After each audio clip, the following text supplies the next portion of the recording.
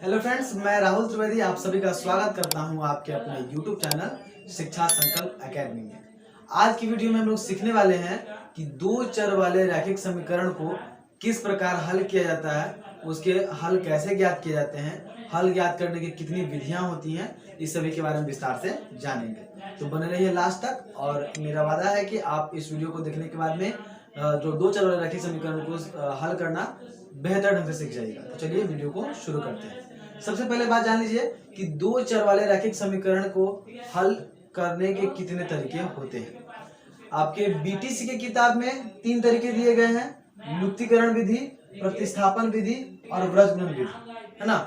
और इन्हीं तीनों तरीके से आपके एग्जाम में प्रश्न बनते हैं, ठीक है। किंतु आपके भारतीय भवन की किताब में 5 तरीके से बताया गया है: लुप्तीकरण विधि, प्रतिस्थापन विधि, व्रजगुणन विधि, और इसमें 2 तरीका एक्स्ट्रा दिया गया है: तुलनात्मक विधि और अनुपात निर्णय विधि। तुलनात्मक विधि जो है वह प्रतिस्थापन विधि का ही एक रूप है और अनुपात निर्णय एक अलग तरीका है। लेकिन इन दोनों तरीका से हमें प्रश्न एग्जाम में नहीं आते हैं, क्योंकि आपके जो प्रश्न हैं वो बनते हैं किससे, तो आपके बीटीसी यानी एनसीईआरटी की जो बुक है उसी से क्वेश्चन आते हैं। भारतीय भवन के क्वेश्चन आपको ट्रेन करते हैं, आपको प्रैक्टिस कराते हैं ताकि आप किसी भी क्वेश्चन को आसानी से हल कर सके, ठीक है। मैं इस वीडियो में आज आपको बताने वाला हूँ लुप्तीकरण विधि और प्रतिस्थापन विधि। क्योंकि व्रजगुणन विधि जो है वो थोड़ा सा डिफिकल्ट है। डिफिकल्ट तो कुछ नहीं, बहुत इजी है, लेकिन हल्का समझने में इसको थोड़ा टाइम लगता है। और मैं अगर तीनों तरीका को बताने लगूं तो वीडियो की लेंथ थोड़ी लंबी हो जाएगी, इसलिए आज हम लोग 2 तरीके पर चर्चा करेंगे, लुप्तीकरण पे और प्रतिस्थापन पे। और मैं व्रजगुणन के लिए एक स्पेशल वीडियो बना दूंगा, और इसी के लिए मैंने 2 एग्जाम्पल भी ले लिया है। और इन दोनों विधियों को पढ़ने की हमें आवश्यकता इसलिए नहीं है क्योंकि यह एग्जाम की दृष्टि से महत्वपूर्ण नहीं है। और वैसे भी एग्जाम में सीधा बोला जाता है कि हाँ, आपको इस तरह के समीकरण दे दिए जाएंगे और बोलेंगे उसको हल कीजिए। किसी खास विधि से बनाने के लिए नहीं बोला जाता है। लेकिन हाँ, कभी कभी ऐसी सिचुएशन आ जाती है जब उसमें कहा जाता है कि लुप्तीकरण विधि से बनाइए या प्रतिस्थापन विधि से बनाइए, ठीक ना।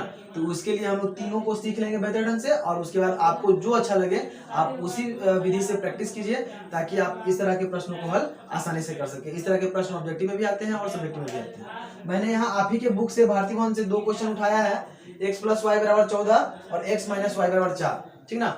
आपको 2 चर वाले रैखिक समीकरण के लिए अगर हल करने के लिए कहा जाएगा तो कम से कम आपको 2 समीकरण दिए जाएंगे, क्योंकि अगर उसका एक समीकरण मिले आपको तो उसका एक हल होगा ही नहीं, उसके बहुत सारे हल होंगे, ठीक है, क्योंकि दोनों ही चर मान होते हैं। जैसे बात समझ लीजिए, x y, अगर इसमें अगर मैं आपको एक समीकरण दिया जाए कि x + y = 7 मान लीजिए, तो इसके कितने हल हो सकते हैं ये आप देख लीजिए। अगर मैं मान लूं कि x = 0 है, x बराबर अगर हम 0 रख लें तो y का मान क्या हो जाएगा, y का मान आपका हो जाएगा 7, ताकि आप इस समीकरण को संतुष्ट कर सकें। अगर मैं मान लूं कि x = 1 है तो y बराबर आपका ऑटोमेटिकली 6 निकल जाएगा। अगर आप मान ले x = 2 है तो y बराबर आपका 5 निकल जाएगा, क्योंकि आपको पता है दोनों को जोड़ने पर 7 आ रहा है। अगर एक 0 है तो दूसरा 7 होगा, 1 है तो 6 होगा, 2 है तो 5 होगा, 3 है तो 4 होगा, 4 है तो 3 होगा, 4 3 7, 5 है तो 2 होगा, 6 है तो 1 होगा, और अगर x = 7 है तो y = 0 होगा। और इसी तरह भी और भी बना सकते हैं आप। अगर x बराबर मैं -1 ले लूं तो आपका y = 8 हो जाएगा, है ना। इसी तरह आप बहुत सारे बना सकते हैं। इसका मतलब क्या है कि अगर एक समीकरण रहेगा तो उसका एक हल नहीं निकलेगा, उसके बहुत सारे हल हो जाएंगे, ठीक ना। इसीलिए आपको जब भी हल करने के लिए दिया जाएगा तो आपको 2 समीकरण दिए जाएंगे और आपको उसको हल करने के लिए कहा जाएगा, ठीक है। तो चलिए 2 समीकरण को किस तरह से हल किया जाता है पहले हम जानेंगे, ठीक ना। इसमें सबसे जो आसान मुझे लगता है वह लुप्तीकरण विधि है। इसी लुप्तीकरण विधि का दूसरा नाम क्या है, इसी का दूसरा नाम है विलोपन विधि। क्या नाम है, विलोपन विधि। इसी का दूसरा नाम क्या है, विलोपन विधि, ठीक है। अब जैसा कि आपको नाम समझ में आ रहा है, विलोपन या लुप्तीकरण मतलब इसमें किसी एक पद को गायब करना होगा, किसी एक पद को आपको लुप्त करना होगा, ठीक ना। तो पहले हम क्या करेंगे, पहले हम एग्जाम्पल को लिख लेंगे। x + y = 14 और x - y = 14, ठीक है। तो इसको आप मान लीजिए समीकरण 1, इसको मान लीजिए समीकरण 2, है ना। समीकरण 1 और समीकरण 2। अब सबसे बड़ी बात यहाँ पर आती है, क्या इन दोनों पद में इनके जो आमने सामने का कोई भी एक x या y बराबर है? यहाँ देखेंगे हम, यहाँ भी x और यहाँ भी x है, y यहाँ भी है, y यहाँ भी है, यानी सेम है। और अगर सेम नहीं रहेगा तो आप क्या करोगे? अगर आप सेम नहीं रहेगा तो आप पहले उसको सेम करो। कैसे करना है मैं इस उदाहरण में बताऊंगा। अगर सेम है तो सीधा क्या करेंगे आप सीधे उसमें से एक में से दूसरे को घटा देंगे, ठीक ना। लिखेंगे आप क्या? समीकरण 1 घटाओ 2। समीकरण 1 में से 2 हमको घटाना है। और हम ये जान चुके हैं कि बीजीय व्यंजक के घटाव जब भी आप करते हैं तो ऊपर वाला का नहीं लेकिन नीचे वाले का चिन्ह बदल जाता है, नीचे वाले का चिन्ह बदल जाता है। इसका मतलब अगर हम x के ये x के सामने कोई चिन्ह, इसका मतलब प्लस है तो ये माइनस हो जाएगा, और y माइनस में है इसलिए ये प्लस में हो जाएगा, ठीक है। और जब हम घटाएंगे तो क्या हो जाएगा, देख लीजिएगा, और ये भी प्लस में ये भी माइनस में हो जाएगा। x में से x चला जाएगा तो ये दोनों तो कट जाएंगे, गायब हो जाएंगे। और एक y है, ये भी y प्लस में, तो y कितना हो जाएगा? हो जाएगा आपका 2y बराबर 14 में से 14, सॉरी यहाँ पर 4 था, ठीक है, यहाँ पर 4 है, 14 में से 4 जाएगा तो 10 बचेगा, ठीक है। तो y बराबर आपका कितना मान निकल जाएगा? y बराबर आपका हो जाएगा 10, और उधर का 2 जो है गुना में इधर आ जाएगा बट्टा में, यानी कि भाग में, और काटने पर आपका y बराबर कितना निकल जाएगा? आपका y बराबर निकल जाएगा 5। अब जैसा कि एक निकल चुका है तो एक की सहायता से हम दूसरा भी निकाल लेंगे, लिखेंगे। अब इस मान को समीकरण 1 में रखने पर, अब इस मान को समीकरण 1 में रखने पर, ठीक ना, आपकी इच्छा, आप दो में भी रख सकते हैं। अब क्या करेंगे हम, जो हमारा मान निकला उसको समीकरण 1 में रख देंगे। 1 बराबर क्या बोल रहा है? x प्लस y बराबर 14 बता रहा है, ठीक है। तो आप x तो आपको पता नहीं है, आपको x निकालना है, y आपको पता चल चुका है 5 बराबर 14, है ना। और अगर आपको अब 14 का मान निकालना है, x का मान निकालना है, तो x को छोड़कर बाकी को अलग कीजिए। अलग करने की विधि मैंने पिछली वीडियो में बता दिया है। अगर प्लस हो तो माइनस में जाएगा, माइनस हो तो प्लस में, गुना वाला भाग में और भाग वाला गुना में आता है। तो यहाँ पर 14 है, ये 5 प्लस में है, तो इधर क्या चिन्ह आएगा? इधर आ जाएगा माइनस में, यानी x बराबर हमारा क्या निकल जाएगा? x बराबर हमारा निकल जाएगा 9। यानी इसका हल क्या हो गया? इसका हल हो गया y बराबर 5 और x बराबर 9, y बराबर 5 और x बराबर 9, है ना। तो लिखेंगे अतः x बराबर 9 एवं y बराबर 5 है आंसर, ठीक है। आप समझ चुके होंगे। लुप्तीकरण विधि में यदि पद समान हो, यदि पद समान हो तो कुछ नहीं करना है, एक समीकरण में से दूसरे समीकरण को घटा देना है। घटाते वक्त चिन्हों का खास ख्याल रखना है। जो प्लस में होगा वह माइनस में हो जाएगा, जो माइनस में हुआ प्लस में हो जाएगा, जो प्लस में हुआ माइनस में हो जाएगा, ठीक है। उसके बाद घटाने के बाद किसी एक x या y में से किसी एक का आंसर आपको निकल जाएगा, और x का मान निकलने के बाद या y का मान निकलने के बाद आप उसको उसी समीकरण में पुट कर दीजिएगा तो आपको दूसरा का भी मान निकल जाएगा, ठीक है। और ज्यादा बेहतर यही होगा कि पहले आप x को काट के हटा दे, y का मान निकाल कर फिर उसको वहां पर रख के x का दोबारा मान निकाल ले, ठीक ना। तो इसका मतलब है क्या कि अब आप लुप्तीकरण विधि या विलोपन विधि सीख चुके हैं। अगर आप चाहें तो इसका स्क्रीनशॉट ले सकते हैं। चलिए, अब आपने स्क्रीनशॉट ले लिया होगा। अब हम दूसरे एग्जांपल को थोड़ा इसी विलोपन विधि से ही देखते हैं, ठीक ना। दूसरी विधि इस हल को याद रखिए क्योंकि हम अभी प्रतिस्थापन विधि से बनाने वाले हैं। इसका हल कितना निकला है? x बराबर 9 निकला है और y बराबर 5 निकला है। इसको भी आप याद रखिए, अभी हम दूसरा विधि से बनाएंगे तो समझ में आ जाएगा, ठीक है। चलिए, पहले इसी विलोपन विधि से हम दूसरे एग्जांपल को भी हल कर लेते हैं। दूसरा एग्जांपल है यहाँ पर x प्लस y बराबर 7 और 5y है, 5y प्लस 12x बराबर 7, है ना। 5y प्लस 12x बराबर 7। सबसे पहली बात है क्या कि ये जो समीकरण है, इसमें समीकरण एक तो सही स्थिति में है, लेकिन समीकरण जो दूसरा है वह सही नहीं है। क्यों नहीं है? क्योंकि हमको मालूम है कि अगर एक जात दूसरे जात के सामने बैठा हो तो सवाल को सॉल्व करने में आसानी होती है, बेहतरी होती है। देखिए यहाँ पर आप देख रहे हैं कि यहाँ x के सामने y है, y के सामने x है, जो बिल्कुल गलत सजा हुआ है। पहले हम इसको सही कर लेंगे। 12x को हम लोग यहाँ पहले लिख लेंगे और 5y को हम लोग यहाँ पर बाद में लिखेंगे, बराबर में लिख देंगे 7, ठीक है। तो आपका अब ये समीकरण सुधर चुका है। और दूसरी बात ये भी है कि इसमें से कोई भी पद मिल नहीं रहा है। मतलब यहाँ पर x है, यहाँ 12x है, यहाँ y है, यहाँ 5y है। क्या दोनों मिल रहे हैं? दोनों नहीं मिल रहे हैं। इसीलिए क्या करेंगे हम, इसको मिलाने के लिए पहले तो आप ऊपर वाले समीकरण को यहाँ पे लिख दीजिए बराबर में आके, ठीक है। समीकरण 1 और समीकरण 2। और अब इसको समान करने के लिए क्या करना है, हमें ये देखना है इस x के साथ में कितना है, इस x के साथ में है 12, तो इसका 12 हम समीकरण 1 के साथ में गुना कर देंगे। और समीकरण 1 में देखिए x के साथ में क्या है, कुछ नहीं है, तो हमारा एक तो है ये है ना, एक को नहीं लिखा जाता है, इसका मतलब ऊपर वाले के साथ में हम एक के साथ गुणा कर देंगे, मतलब ऊपर वाले का नीचे और नीचे वाले का ऊपर गुणा कर देना है। क्या कर देना है आपको, गुणा कर देना है। अब देखिए, लेकिन एक के साथ नहीं, सबके साथ करना है।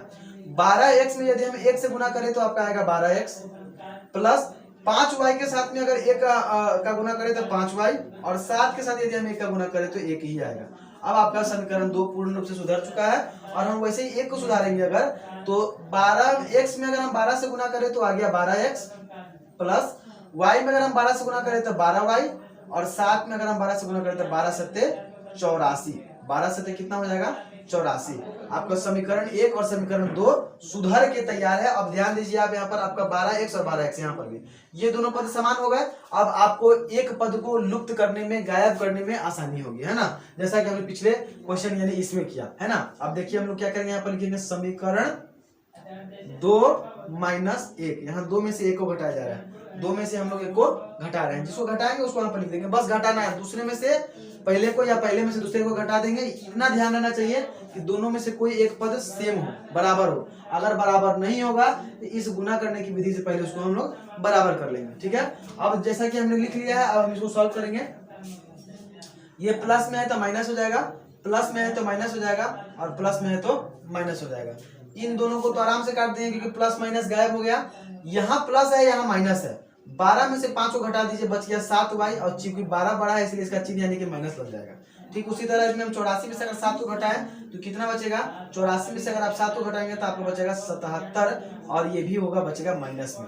y बराबर हम लोग देखे तो -77 बटा -7, काट देने पर y बराबर निकला है 11। y बराबर कितना निकला 11। अब इस मान को क्या करेंगे, अब इस मान को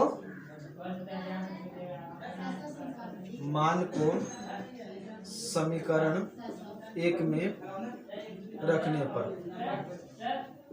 अब क्या कीजिए, आप इसी समीकरण को, इसी मान को समीकरण 1 में रखिए। समीकरण 1 क्या है आपका, समीकरण 1 है x प्लस वाई बराबर 7। x आपका नहीं निकला है लेकिन y निकल चुका है। x प्लस 11 बराबर 7, x बराबर 7 माइनस 11, और x बराबर आपको हो गया -4। अतः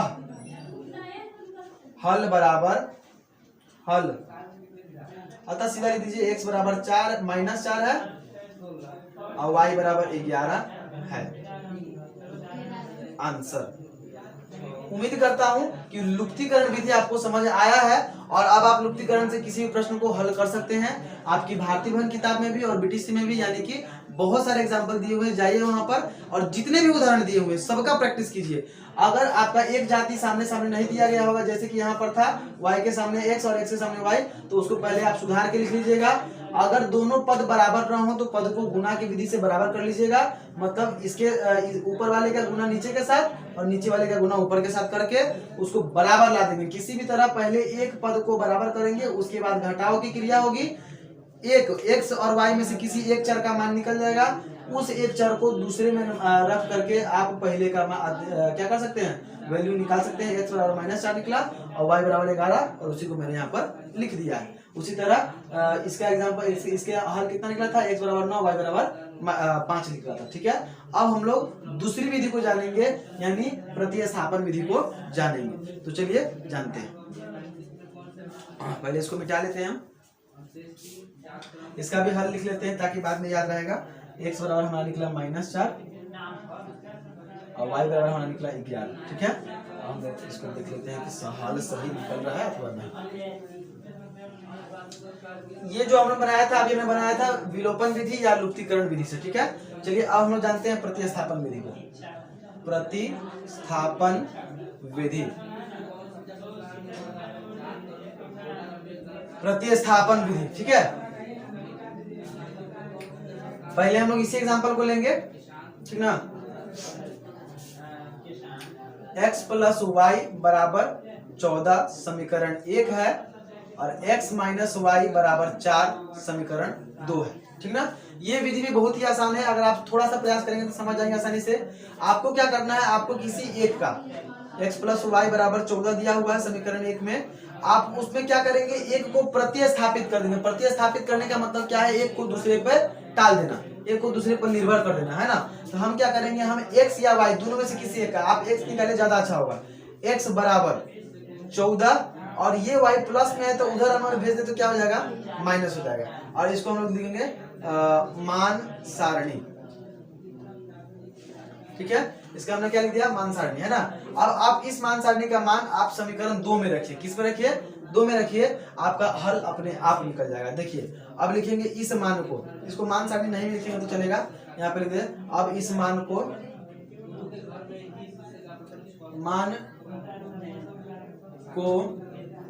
समीकरण 2 में रखना। चूंकि हमने 1 से इसको निकाला है इसलिए 2 में रखेंगे, 1 में रखेंगे तो गलत हो जाएगा।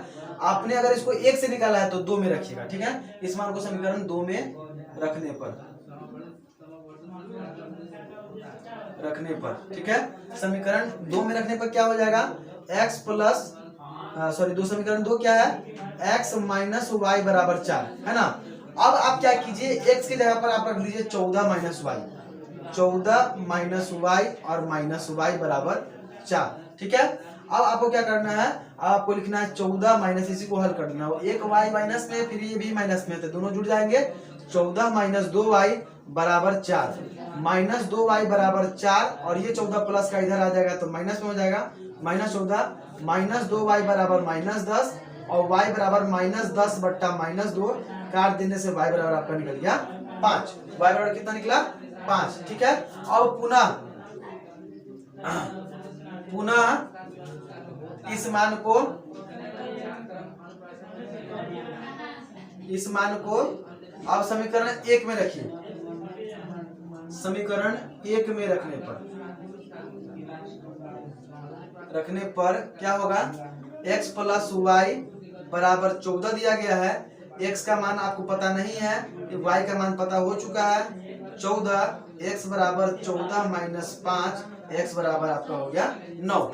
समझ सकते हैं आप। अब आपको ये विधि समझ में आ गई होगी। इसमें करना कुछ नहीं है, समीकरण 1 में x का मान, प्रतिस्थापित मान आपको निकाल लेना है। उसके बाद आपको इस मान को समीकरण 2 में रखना है और समीकरण 2 में रखने के बाद आपको उसमें से y का मान निकल जाएगा और इस y के मान को समीकरण 1 में रख दीजिए, आपको x का भी मान निकल जाएगा। लिखेंगे अतः x बराबर 9 एवं y बराबर 5 है। आप देख रहे होंगे कि सेम आंसर निकला है, इसमें भी x बराबर 9 y बराबर माइनस 5 है, x बराबर 9 y बराबर माइनस 5 है। इसका मतलब आप किसी भी विधि से बनाइए, आपका उत्तर सेम ही निकलेगा। जैसे किसी भी रास्ते से जाइए, मंजिल आप अगर पहुंचना चाहते हैं तो मंजिल पर ही पहुंचिएगा। अब आ चुका है समय मंजिल पे पहुंचने का, लगातार मेहनत करने का, कुछ ऐसा कर देने का जिससे आपके पूरे परिवार, आपके गांव, आपके शिक्षक सभी का मान ऊंचा हो, खुद आपकी इज्जत समाज में बढ़ जाए, ठीक है। तो प्रतिस्थापन विधि से आपने एक हल को समझा, चलिए दूसरे को समझते हैं हम लोग, है ना।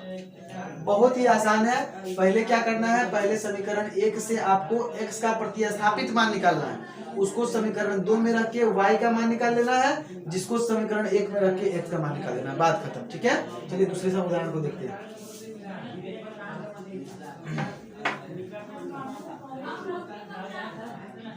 अब हम लोग दूसरे एग्जाम्पल को देख रहे हैं। दूसरा एग्जाम्पल दिया हुआ है x प्लस वाई बराबर 7, ठीक है, और 5y प्लस 12x बराबर 7, ठीक है। आपको क्या करना है, समीकरण इसको 1 ले लेना है, इसको समीकरण 2 ले लेना है, ठीक है। आपको समीकरण 1 लाना है यहाँ पर नीचे लिख करके और इसका प्रतिस्थापित मान निकाल देना है। क्या निकाल देना है, प्रतिस्थापित मान, किसका, तो x का। x बराबर 7, y प्लस में है, उधर भेजेंगे तो माइनस में हो जाएगा, ठीक है। ये हो गया आपका प्रतिस्थापित मान और लिख देना है। अब इस मान को समीकरण 1 में रखने पर, समीकरण 1 नहीं, समीकरण 1 से तो निकाला है, 2 में रखेंगे, 2 में, ठीक ना। 2 क्या है, 5y प्लस 12x बराबर 7, समीकरण 2 है। आपको y मान किसका निकला है x का, तो आप उसको x की जगह पर रखेंगे 5y प्लस 12 गुना और x की जगह पर रख देना 7 माइनस y बराबर 7। ठीक है, इसी को अब हल कर देना। 5y का 5y हुआ प्लस 12 में यदि हम लोग 7 से गुना करें तो हो जाएगा 12 7 84 और 12 में हम अगर y से गुना करेंगे तो 12y बराबर 7। 5y में से अगर हम लोग 12y को घटाएं तो माइनस 7y बचेगा। पहले इसको सीधा में लिखिए लीजिए आप, 5y माइनस 12y बराबर 7 और 84 को उधर भेज देंगे माइनस में, माइनस 7y बराबर माइनस 77, y बराबर माइनस 77 बटा माइनस 7 काट देंगे तो आपका निकल जाएगा y बराबर 11। अब क्या लिखेंगे, अब लिखेंगे इस मान को समीकरण 1 में रखने पर। ठीक है, अब इसी मान को आप समीकरण 1 में रखिए। समीकरण 1 क्या कहता है, समीकरण 1 कहता है x प्लस वाई बराबर 7।